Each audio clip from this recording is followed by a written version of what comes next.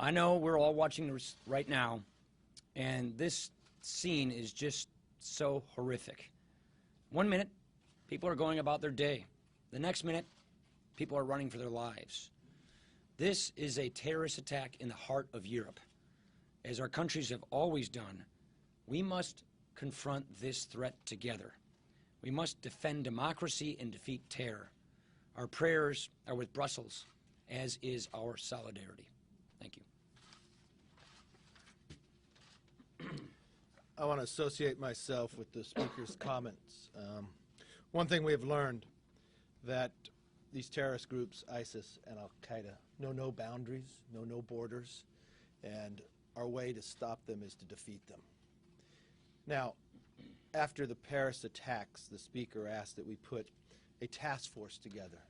Many of you know we talked about it as the Chairman's Task Force on Counterterrorism and Homeland Security.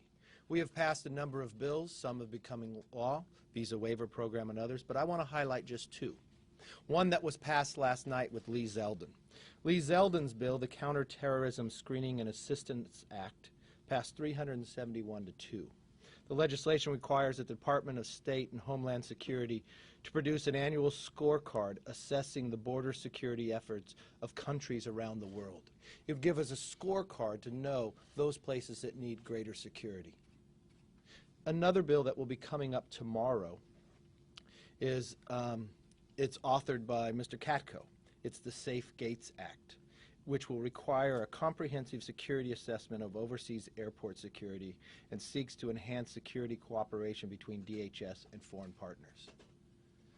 There will be continual bills you'll find on this floor from the task force to move forward, not only to make America more secure, but the world as well.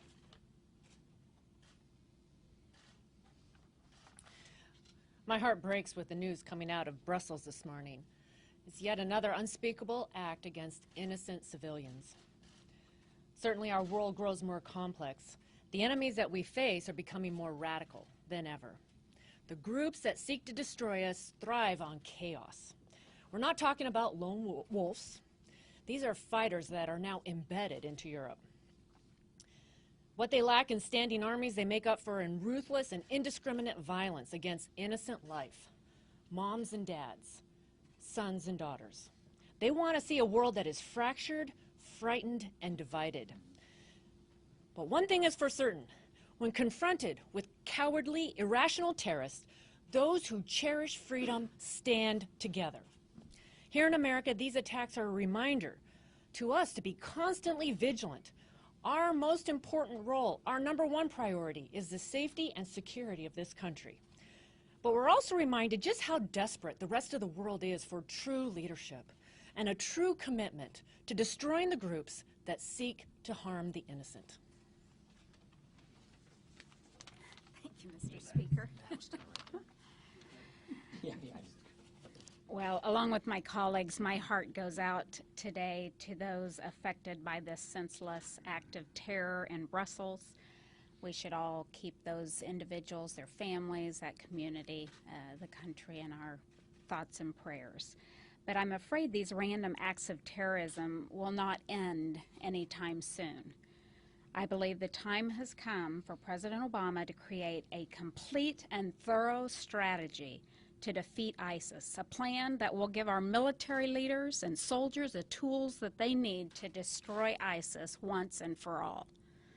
We must confront radical Islamic terrorism head-on, reversing the tide of terrorism swelling around the world. We must demonstrate that the United States, the greatest country in the world, will not stand for these senseless acts of terrorism any longer. Sorry, I didn't mean to. Questions? Donald Trump said this morning on Today's Show that there should be more enhanced interrogation techniques, specifically waterboarding. Also said the U.S. should close up our borders to figure out what's going on. Do you think that's a smart strategy? Yeah, I'm not going to take the bait this morning. Juan. Mr. Speaker, have you been briefed by national security officials on the Brussels attack, and is there any sort of credible threat to the Capitol or to Washington? No, I have received updates. It's still unfolding. We do not have all of the information at hand right now. But we have reached out to the intelligence community, and I have received some updates this morning, and I have absolutely no reason to believe that there's a threat here. Yesterday, Elizabeth Warren said that Donald Trump is authoritarian. Prior to that, Mexican president said he's a fascist. You've talked with him, you've dealt with him. What do you think of those? I don't see it that way.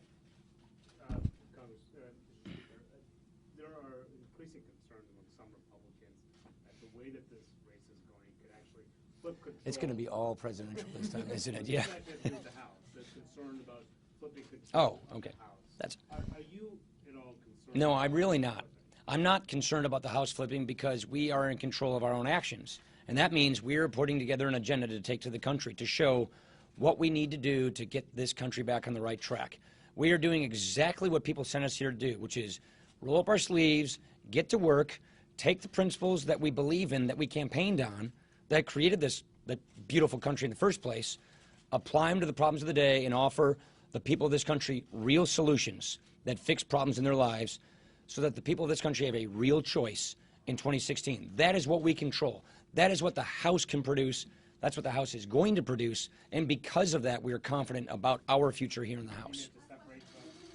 Given the attacks today, do you think the United States' relationship with NATO countries needs to change, either more engaged or less engaged? Well, look, NATO is, we are NATO.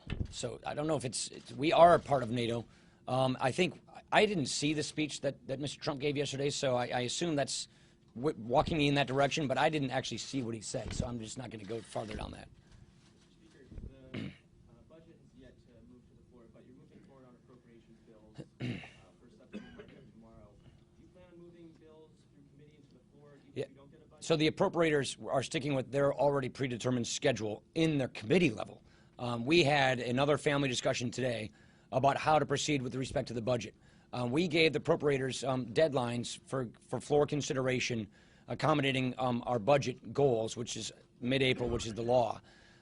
We're still proceeding on that plan, hopefully getting a budget, but we're having that family conversation. But what we did not want to do is slow the appropriators down for the spade work that they have to do at the committee level.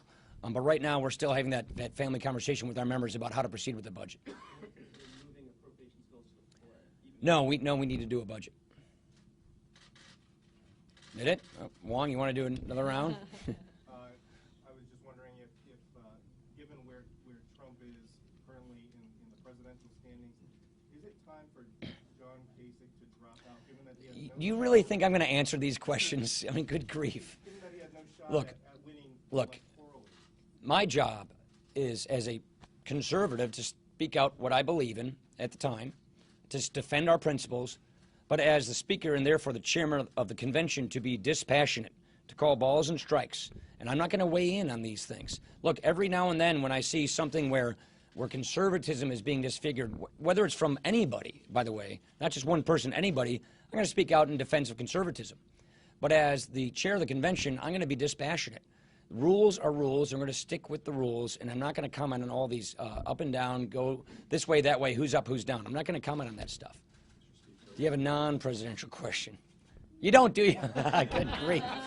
All right, back there. Yeah. Budget question. So if the Appropriations Committee is going to write to the 1070 number, how do you get those out of committee, and how do you get... That's why we're still. I don't know the answer to that question yet. We're still trying to have a family conversation with our members about how to proceed on the budget. Look, we want to do a budget that's very clear. The question is, do we have the votes to pass a budget? And that's the conversation we're having with our members. But the appropriators aren't going to wait around and then be caught flat-footed without their work done. So the appropriators are getting their work done, getting ready to bring bills to the floor. Should we are we able to pass a budget? When do you have to make a decision on whether when is your You know, I don't know the answer to that. April 15th is the statutory deadline for a budget resolution. We lost July because of the conventions for all practical purposes, so we have a shorter appropriations window. That is why we started this process earlier. The kinds of family conversations we're having right now are the kinds of family conversations we usually have in the beginning of April. So we're having them now in March instead of April, given the fact that our calendar is constrained. So do you think you're talking about like mid-April to make I don't know the answer to that. or mid-May? That's something our team's going to decide. Andy. What are you going to do with the president's request to combat Zika? Well, I would refer you to our appropriators, who tell us that there is plenty of money in the pipeline right now, money that is not going to Ebola, that was already in the pipeline, that can go immediately to Zika. So that money can be reprogrammed. So I would just refer you to the Appropriations Committee for more details on that. Ryan, what do you think of the president's trip to Cuba? Not much. I think it's fairly ironic. We had the APAC conference yesterday. We were talking about standing up with our allies, fighting for freedom, standing up for national security, and the president takes a trip to Cuba where he effectively gets nothing in return, and he legitimizes a tyrannical dictatorship. The irony was not lost on me. Deirdre.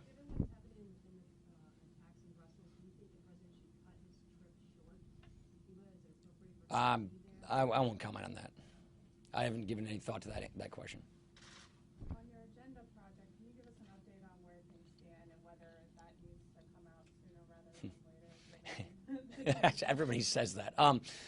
No, we're on track. We wanted to have a vibrant listening period where we are listening to our members, listening to constituents, listening to interested people from around the country. Our members are going to go home and do town hall meetings, talking with their constituents. So we're in the information and listening stage of our agenda project. Coming back from recess, we're going to go into the drafting stage of our agenda project, where we're going to start putting pen to paper so that late spring we are in the rollout stage. So we are exactly where we had planned on being, and we want to make sure that we get it right, and we want to make sure that we listen to our constituents. So a 2-week recess period where we're going to do a district work period is the opportunity that many of our members will have to use to go listen to their constituents and talk to them about this agenda project. So we're basically on track with where we are, and we're not changing our timeline. So there needs to be approval from the conference as a whole before you release it? No, our working groups are going to be putting it together. Is the House on track with regard to Puerto Rico legislation? Yeah, we are. We're going to, obviously we're going to be doing it after we come back from the district work period, but the Resources Committee is doing a very good job working on this issue. They're on track. They're off about a week because we have the Easter recess. But what's that? Doing a bipartisan Yeah, today, too. and we're doing a bipartisan meeting today, and we are working on a bipartisan basis on this, and we expect when they come back from the district work period to be acting on it at the Resource Committee. Are you taking any other members with you to Israel? Yeah, I'm taking a large group of members. Yeah. All right. Did you say hi to Trump at the Verizon Center yesterday? I didn't see him. You're trying hard today. Bakersfield. What was the Baker? Hey, that was good. That was a good game.